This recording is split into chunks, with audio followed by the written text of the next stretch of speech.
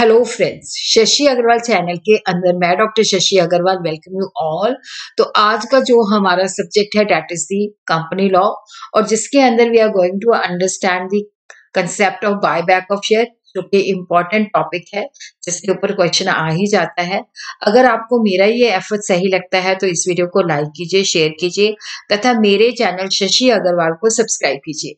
देखो, जो buy back का मतलब है कि यहाँ पे कंपनी जो है अपने खुद के शेयर जो है परचेज कर सकती है, और ये जो कंसेप्ट था डाला गया 1999 ईयर के अंदर, इस कंसेप्ट को इंट्रोड्यूस किया गया और यहाँ पे कंपनीज को परमिट किया गया कि वो अपने शेयर परचेज कर सकती है।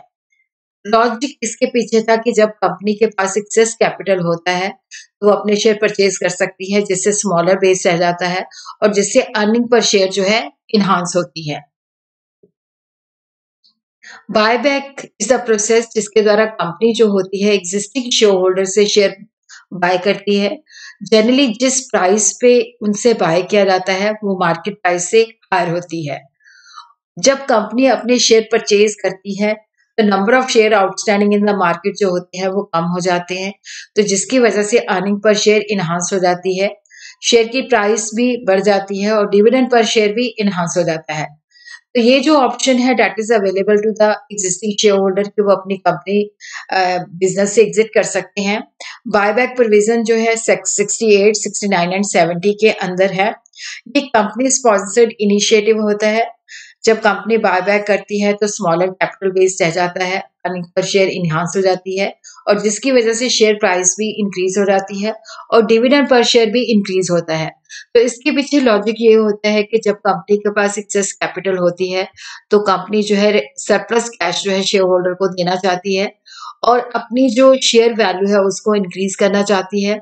और अगर शेयर प्राइस फॉल कर रही होती है तो अपनी वो शेयर प्राइसेस को मेंटेन करने के लिए जो है बायबैक करती है to support the share price during temporary weaknesses, और उसी तरह to maintain target capital structure. और मार्केट के अंदर जब लगता है कि हॉस्टाइल टेक ओवर हो सकता है तो उसको प्रिवेंट करने के लिए भी कंपनी जो है अपने शेयर बायबैक कर सकती है।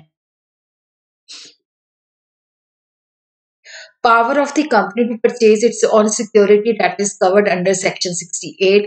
कंपनी जो है अपने शेयर या अदर स्पेसिफाइड सिक्योरिटी जो है परचेज कर सकती है। उसके लिए प्रोसीज जो है फ्री रिजर्व से यूज कर सकती हैं, या सिक्योरिटी प्रीमियम अकाउंट से यूज कर सकती हैं, या proceed of issue of any share या other specified security.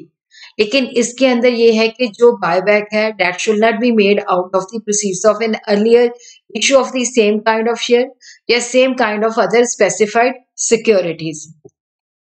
All types of companies, चाहे वो लिस्टेड है अनलिस्टेड है, वो सेक्शन 68 उनके ऊपर एप्लीकेबल होता है।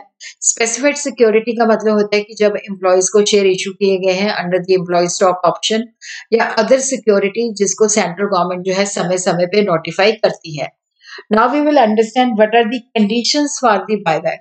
देखो, कंपनी जो है अपने शेयर तभी परचेज कर सकती है अगर उसके आर्टिकल ऑफ एसोसिएशन जो है उसको परमिट करते हैं, if the company is authorised bye it's article of association. और उसी तरह जिस कंपनी को जो है जनरल मीटिंग के अंदर स्पेशल रेजोल्यूशन जो है पास करना पड़ता है बायबैक करने के लिए।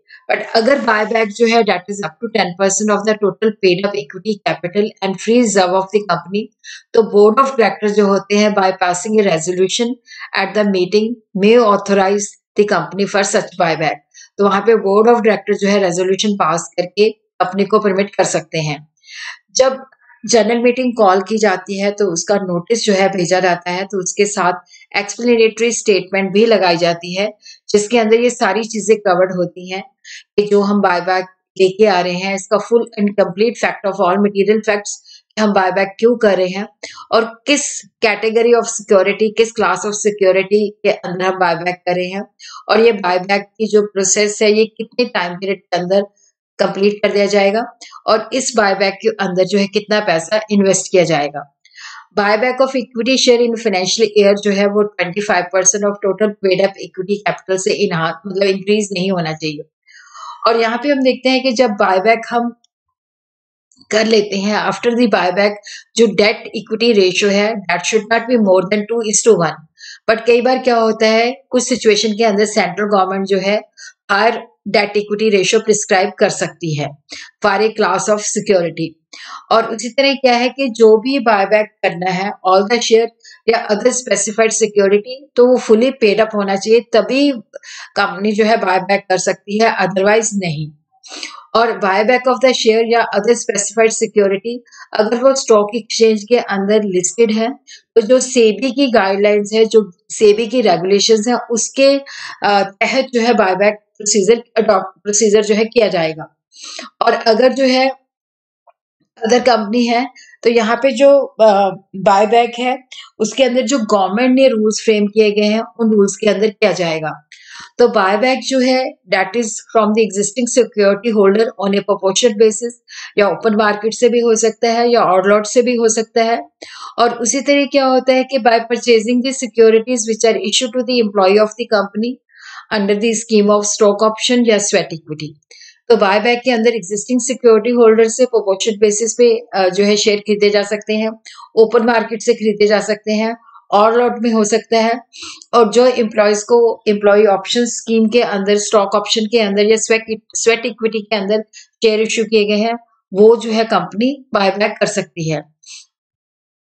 Gap between two offer of buyback जो है वो कम से कम 1 साल का होना चाहिए। और जब स्पेशल रेजोल्यूशन पास कर लिया जाता है, तो from the date of the passing of the special resolution, तो बायबैक जो है that should be completed within a period of 1 year from the date of passing the special resolution.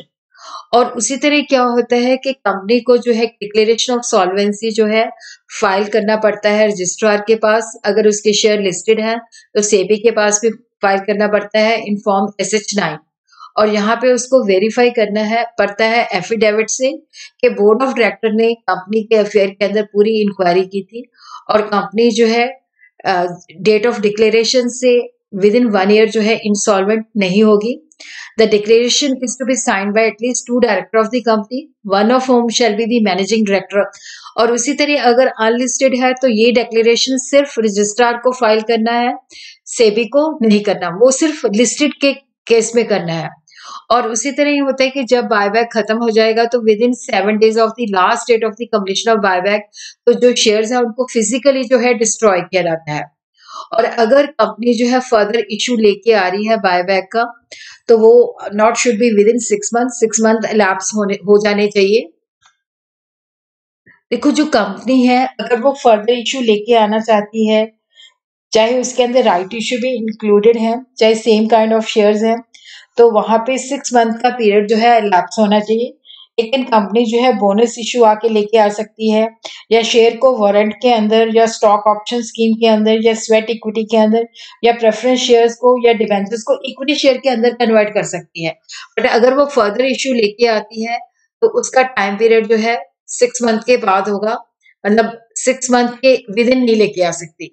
और उसी तरह हम देखते हैं कि जहां पे कंपनी ने अपनी सिक्योरिटीज इस सेक्शन के अंदर परचेज की है, तो इसको एक रजिस्टर मेंटेन करना पड़ता है जिसके अंदर ये सारी डिटेल्स होती हैं कि इन्होंने कितने शेयर जो है परचेज किए हैं, क्या कंसिडरेशन पे किया है, date of cancellation of the security, और किस दिन इन्होंने मतलब जो फिजिकली डिस्ट्रॉय किया है, और जो भी पर्टिकुलर्स रूल्स एंड रेगुलेशंस के अंदर होते हैं वो सारे इस रजिस्टर के अंदर रिकॉर्डेड होनी चाहिए।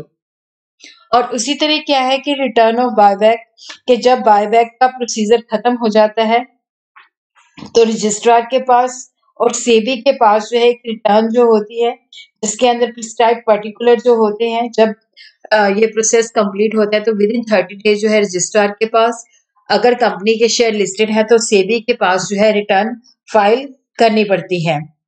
और उसी तरह अगर शेयर लिस्टेड नहीं है तो सेबी के पास नहीं, सिर्फ रजिस्ट्रार के पास ही within 30 days of such completion file करनी पड़ती है। और उसी तरह क्या होता है कि अगर कंपनी जो है इन प्रोविजन को फॉलो नहीं करती तो यहाँ पे punishable with imprisonment up to 3 years और fine which may extend to 1 lakh to 3 years और बोथ। 69 जो है बताता है कि sum equal to the nominal value of the share so purchase, वो कैपिटल रिडम्पशन रिजर्व के अंदर ट्रांसफर करना है अगर कंपनी जो है फ्री रिजर्व या प्रीमियम से जो है बायबैक करती है। तो ये जो ट्रांसफर है that has to be disclose in the balance sheet. उसी तरह यहाँ पे जो कुछ सर्कमस्टांसेस के अंदर जो है कंपनी अपने शेयर जो है बायबैक नहीं कर सकते, उसके ऊपर रिस्ट्रिक्शन है जिसको सेक्शन 70 जो है डील कर सकता है। देखो कंपनी जो है वो अपनी subsidiary company including its own subsidiary के माध्यम से जो है बायबैक नहीं कर सकती और ना ही थ्रू एनी इन्वेस्टमेंट कंपनी और ग्रुप ऑफ इन्वेस्टमेंट कंपनी के माध्यम से कर सकती है। और इसी तरह अगर कंपनी ने डिपॉजिट रिपेमेंट के अंदर कोई डिफॉल्ट किया है या इंटरेस्ट पेबल के अंदर डिफॉल्ट किया है या रिडम्पशन ऑफ डिबेंचर या प्रेफरेंस शेयर के अंदर किया है या डिविडेंड देने में या रीपेमेंट ऑफ एनी लोन या इंटरेस्ट देने में कोई डिफॉल्ट किया है, तो उस सिचुएशन के अंदर भी जो कंपनी है वो बायबैक नहीं कर सकती। कोई भी कंपनी जो है डायरेक्टली या इनडायरेक्टली बायबैक नहीं कर सकती। उससे पहले चाहे वो शेयर्स हैं, चाहे वो अदर स्पेसिफाइड सिक्योरिटी है, बायबैक करने से पहले इसको जो सेक्शन 92 है, 123 है, 127 है और 129 है, अकॉर्डिंग टू सेक्शन 70 इनको कंप्लाई करना पड़ता है। उसके बाद ही ये बायबैक का प्रोसीजर कर सकती है।